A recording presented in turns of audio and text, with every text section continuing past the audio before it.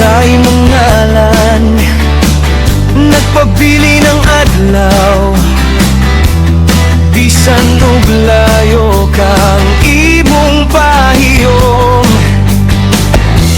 Nakaandam sa akong dughan adlaw ug gabi, ikaw ang gihandom. Bisan pa matapos ang kalibutan, ikaw ang gipitik sa dughan. Ang imong pahiyom mo gugma, nakabatik na sa kasing-kasing. Ayaw na mong pagduha-duha, paminawa lang ko, kay ikaw man ang akong gipili nga higugmaon. Akong gugma walay paglubat, akong gugma walay paglubat.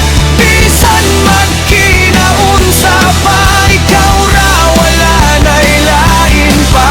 Akong gugma walay paglubat, akong gugma walay paglubat. Adlaw-adlaw gihandom ang imong mata, is nagugma.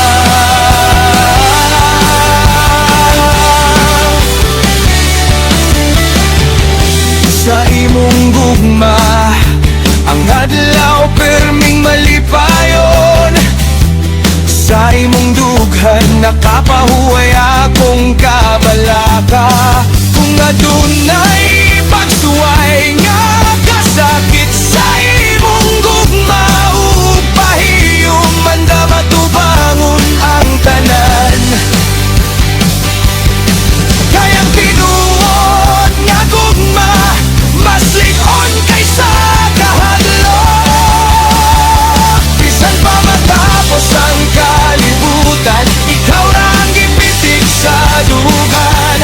Ang imong pahiyong mo gugma, nakapatik na sa kasing-kasing. Ayaw na kong pagduha-duha, paminawa lang ko, kay ikaw man ang